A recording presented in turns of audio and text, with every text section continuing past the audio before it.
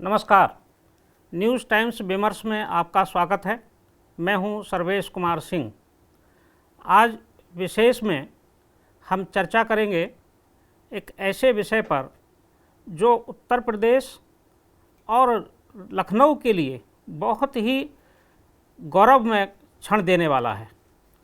उत्तर प्रदेश और इस नगर के, महानगर के लिए परम सौभाग्य है कि आध्यात्म जगत की एक उत्कृष्ट विभूति शंकराचार्य स्वामी निश्चलानंद सरस्वती जी का पदार्पण इस महानगर में होने वाला है। अप्रैल माह में जब हमारा नववर्ष शुरू होगा तो स्वामी जी इस नगर में हमारे बीच होंगे। गोवर्धन मठ देश के प्रमुख जो मठ हैं उनमें से एक है। इसकी स्थापना ईसा पूर्व लगभग 400 वर्ष पहले हुई। इस मठ को महान विभूतियों ने शंकराचार्य पद से विभूषित किया है। उसी श्रेणी में स्वामी निश्चलानंद सरस्वती जी भी हैं, जिनका नाम और आपकी कृति, आपका वैदिक गणित का ज्ञान विश्वव्यापी है और विश्व में चर्चित है। स्वामी जी की उपलब्धियां उत्कृष्ट हैं, संसार को आश्चर्यचकित करने वाली हैं।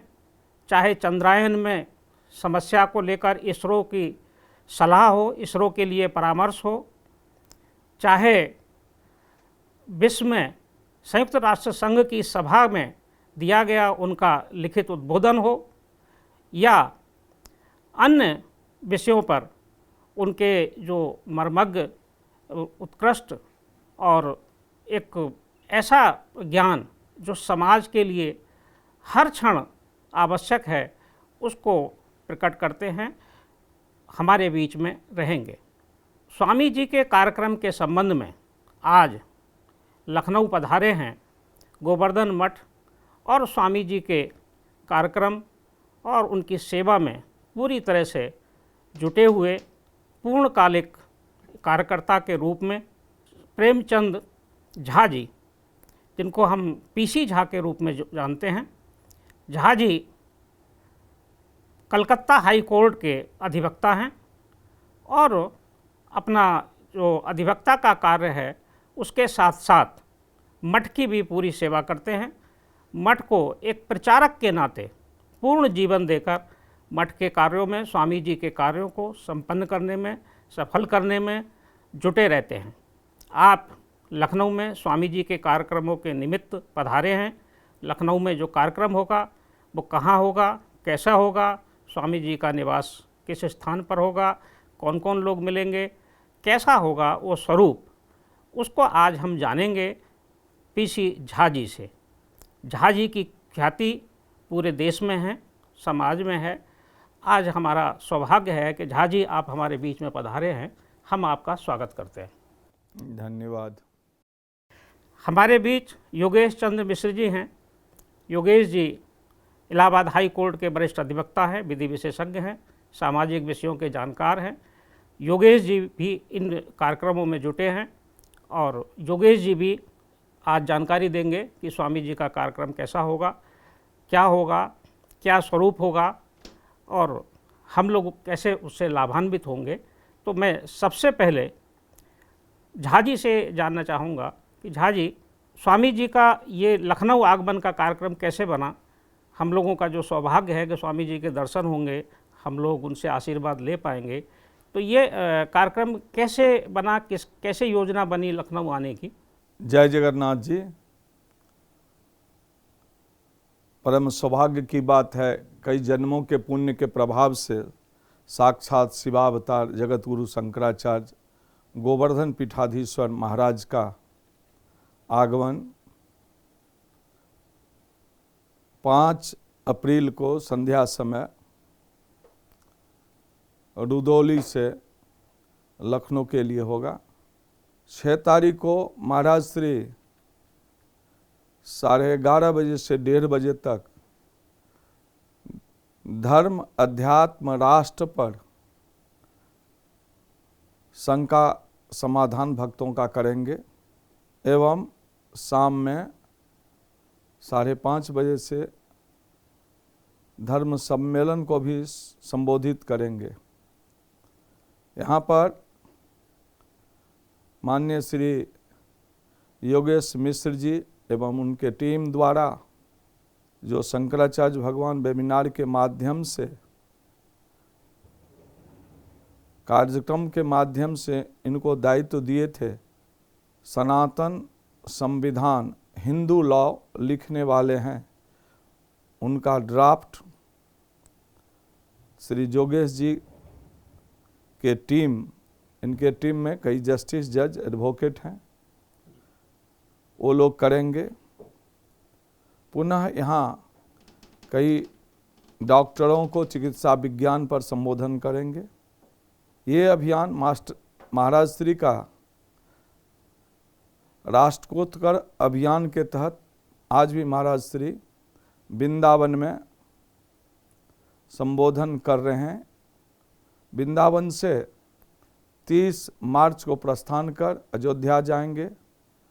वहाँ जगतगुरु शंकराचार्य पुरी स्वागत समिति का गठन हुआ है, जिसमें प्रमुख संत हर संप्रदाय के श्री माननीय नित्य गोपाल जी महाराज के अध्यक्षता में टीम का गठन हुआ है। वहाँ कई सभा को संबोधित करेंगे। हिंदू राष्ट्र संघ महाराज श्री का जो संस्था है, मूल संस्था, उनका पीठ परिषद, उसके अंतर्गत युवाओं के लिए आदित्य वाहिनी, माताओं के लिए आनंद वाहिनी, हिंदू राष्ट्र संघ, सनातन संत समिति, राष्ट्रोत्कर्ष अभियान। अभी इस महामारी के समय में 52 देश से 204 वक्ता जो वर्ल्ड के साइंटिस्ट हैं, स्कॉलर हैं, अपना विचार व्यक्त किए हैं। उनके 10 बिंदु हैं, पॉइंट हैं। पहला पॉइंट है भारत, नेपाल, भूटान हिंदू राष्ट्र कैसे बने।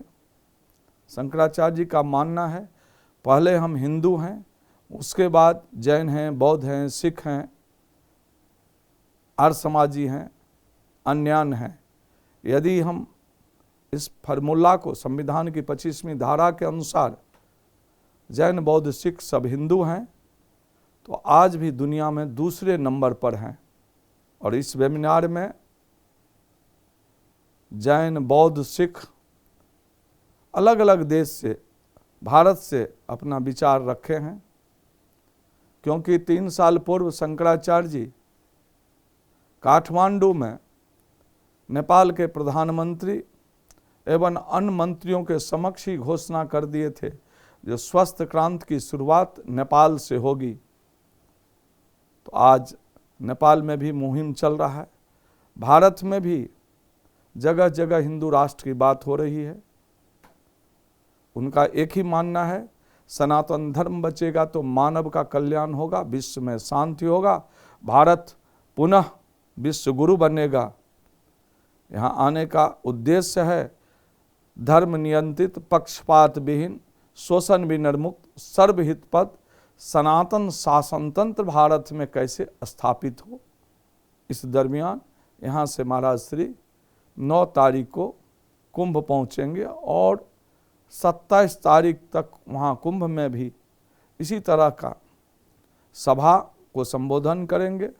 24, 25, 26 तारीख को महाराज श्री का राष्ट्र रक्षा साधना शिविर होगा कुंभ में, जो 3 दिन का 6 सत्र होता है। भारत नेपाल से राष्ट्रभक्त उसमें भी पहुंचेंगे।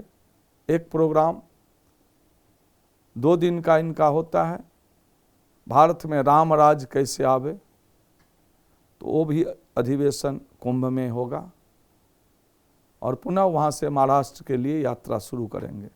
योगेश जी, लखनऊ में जो स्वामी जी का आगमन हो रहा है, शंकराचार्य जी का, तो क्या व्यवस्थाएं की हैं, हम लोग कैसा स्वागत करेंगे, लखनऊ वासी कैसे, क्या कार्यक्रम का स्वरूप होगा, कुछ उस पर प्रकाश डालिए आप। ये मेरा परम सौभाग्य है कि हमें गुरुदेव द्वारा ये आदेश निर्गत किया गया है कि भारत को हिंदू परंपरा, हिंदू राष्ट्र के लिए जिस विधि की आवश्यकता है, जिस संविधान की आवश्यकता है, उसके निर्माण कार्य की प्रक्रिया मैं प्रारंभ करूं। इसमें मुझे ऐसा आदेशित है कि समाज में हिंदुत्व की विचारधारा से ओतप्रोत विद्वान जनों को मैं इस शुभ कार्य में जोड़ूं, जिसमें जजेस भी होंगे, जिसमें प्रवीण अधिवक्ता भी होंगे, विश्वविद्यालय के प्रोफेसर्स भी होंगे और इसके अलावा अन्य मेधावी वर्ग के लोग होंगे। भारत हिंदू राष्ट्र था और जो अल्पकाल में इसमें विसंगति विधि द्वारा पैदा किए जाने का प्रयास किया गया है, जो विधि ब्रिटेन के पार्लियामेंट में पास की गई थी, एक योजनाबद्ध तरीके से भारत के हिंदुत्व पर विधि का हमला किया गया। उस हमले के निराकरण के लिए भारत में किस तरह की विधि व्यवस्था होनी चाहिए कि उस ब्रिटिश गवर्नमेंट द्वारा, उस ईसाई सरकार द्वारा, उस ईसाइयत से भरी हुई ओतप्रोत पार्लियामेंट द्वारा भारत के हिंदुत्व को नष्ट करने के लिए भारतीय संविधान के अंतर्गत जो विशेष उपबंध भारत के संविधान निर्मात्री सभा के विद्वानों द्वारा जानबूझकर डाले गए, जिसके कारण आज भारत के अंदर और भारत जैसे हिंदुत्व की विचारधारा रखने वाले अन्य राष्ट्रों में जो हिंदू हैं उनके ऊपर जो कुठाराघात हो रहा है, उनके विचारों का जो हनन हो रहा है, उनके संस्कार और चरित्र का जो हनन हो रहा है, इसको कैसे नियंत्रित किया जाए, इसमें ईश्वरीय आदेश क्या है, इसमें प्रकृति की व्यवस्था क्या है, इस पर वेद क्या कहते हैं, इस पर उपनिषद क्या कहते हैं, इस पर संहिता क्या कहती है, उन सभी का समावेश करके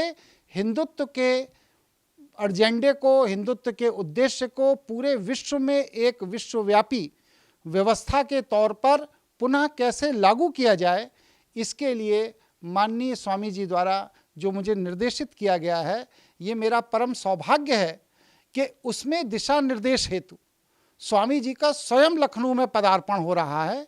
ये मेरा परम सौभाग्य है। उनका दिशा निर्देश हम लोगों को प्राप्त होगा और हम लोग उसी दिशा में, उसी पद्धति से कार्य को आगे बढ़ाएंगे। जो कार्यक्रम होगा उसमें क्या कोई डिबेट जैसा कार्यक्रम होगा या केवल उद्बोधन होगा, कोई विषय होगा स्वामी जी के उद्बोधन के दौरान जिस पर फोकस होगा कि कोई एक विषय पर विचार व्यक्त करेंगे? स्वामी जी का एकमात्र उद्देश्य है कि अखंड हिंदू राष्ट्र पुनः स्थापित हो और पूरे विश्व में मानवता के कल्याण के लिए जो हिंदू की सत्य सनातन जीवन शैली है उस तरफ मनुष्य पुनः मुड़े, क्योंकि आज विश्व दो व्यवस्थाओं में बटा है। या तो साम्राज्यवादी दृष्टिकोण से राष्ट्र कार्य कर रहे हैं या साम्यवादी दृष्टिकोण से कार्य कर रहे हैं, और मानवता का अहित दोनों ही पद्धतियों में है। कोई भी राष्ट्र की शासन शैली अगर साम्यवादी है या साम्राज्यवादी है, यह दोनों ही मानवता के लिए खतरनाक है। जो वैदिक सत्य सनातन जीवन शैली थी, जिसने पूरे विश्व को वसुंधैव कुटुंबकम का ज्ञान दिया, उसी जीवन शैली के प्रति लोग कैसे जागरूक हों, लोग उसके प्रति कैसे उस जीवन शैली का निर्वहन करें, इसके लिए गुरुजी जो आ रहे हैं वह यहाँ के विद्वान जनों को अपना उद्बोधन भी देंगे और इसके बाद प्रश्नोत्तर सेशन में जिन लोगों के मन में जो शंकाएं हैं उन शंकाओं का निदान भी करेंगे। इसमें हर वर्ग का हर व्यक्ति शामिल होगा। जहाँ जी शंकराचार्य जी लखनऊ आएंगे तो यहाँ उनकी भेंट और विचार विमर्श, क्या समान विचार के जो संगठन हैं, जो स्वामी जी का जैसे हिंदू राष्ट्र का विचार है कि हिंदू राष्ट्र होना चाहिए नेपाल, भारत, भूटान को, इसमें अन्य संगठन भी जुड़े होंगे, अन्य लोगों का भी विचार है, या हिंदुत्व के लिए जो लोग काम कर रहे हैं, तो उनके साथ भी कोई संपर्क या सत्संग या कोई ऐसा विचार विमर्श होगा?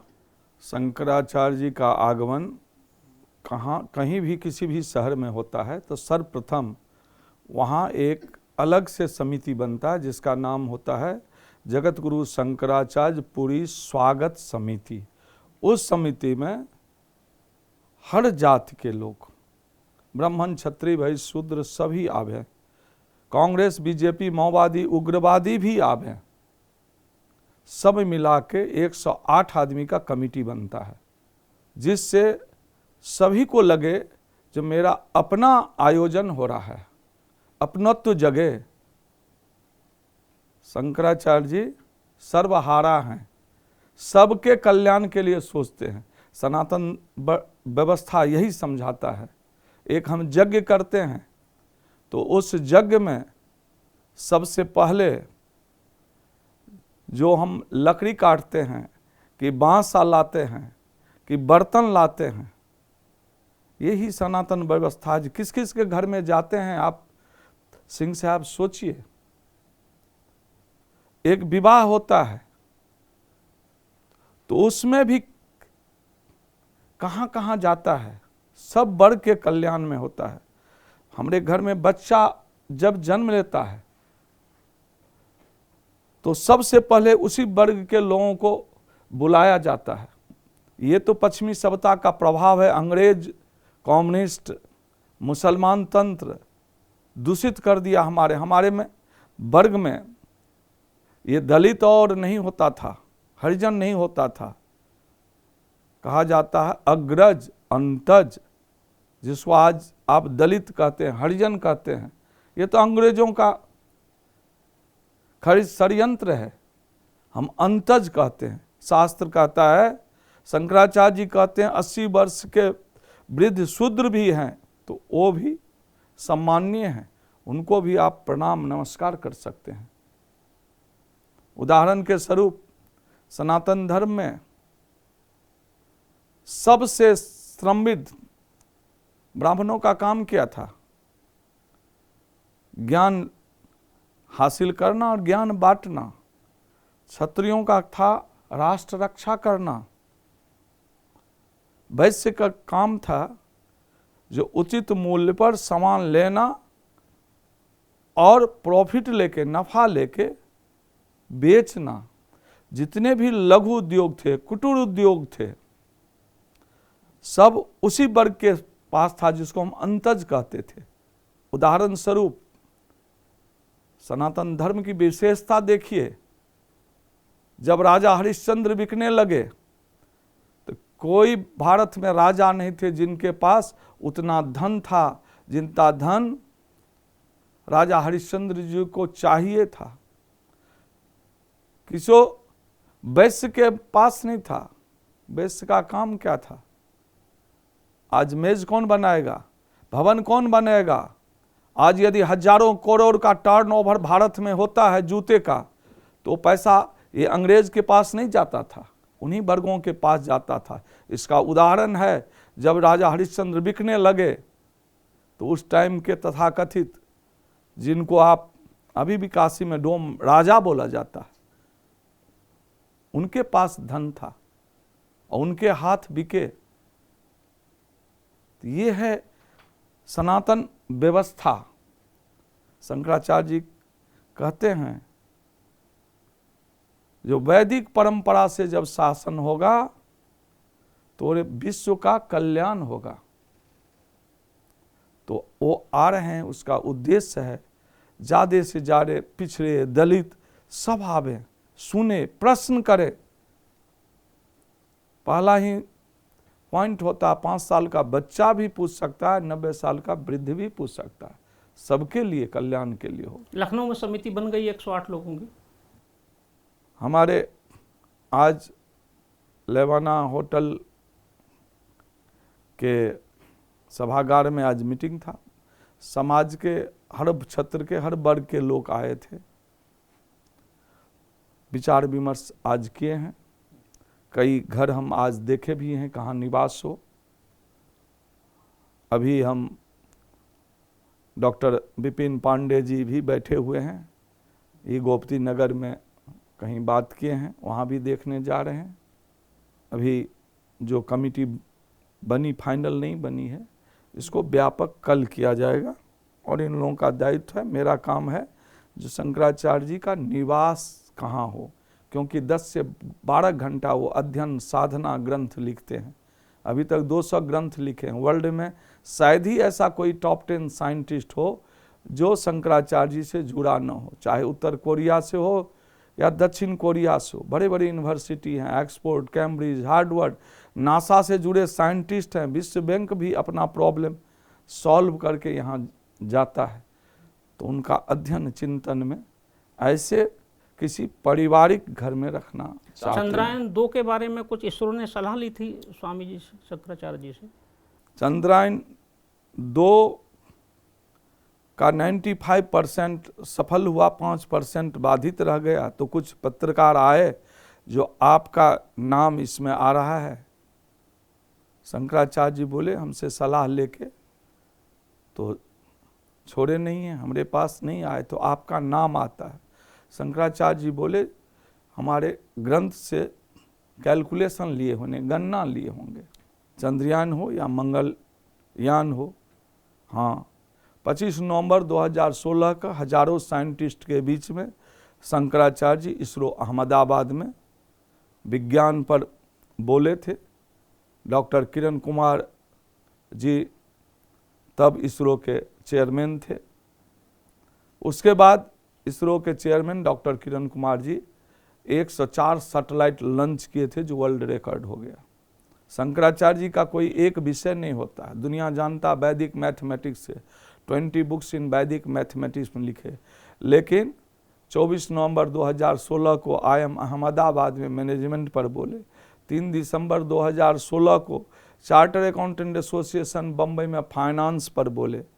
5 मार्च 2018 को सुप्रीम कोर्ट बार एसोसिएशन द्वारा आयोजित सुप्रीम कोर्ट के इंडियन लॉ इंस्टीट्यूट में सुप्रीम कोर्ट के जस्टिस जज को कानून समझाए। तो जूनागढ़ एग्रीकल्चर यूनिवर्सिटी में वो कृषि विज्ञान पर बोले। 700 डॉक्टर को संपूर्णानंद मेडिकल कॉलेज जोधपुर में मेडिकल साइंस पर बोले।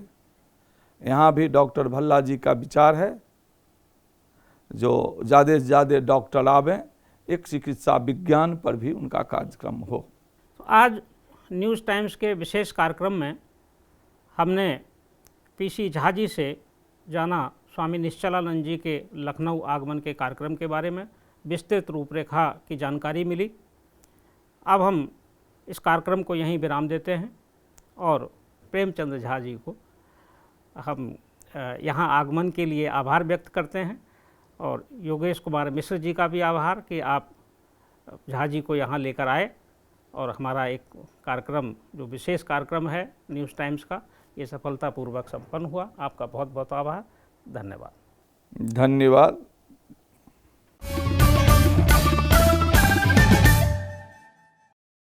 सब्सक्राइब करें हमारे YouTube चैनल को और हर अपडेट पाने के लिए बेल आइकन को दबाएं।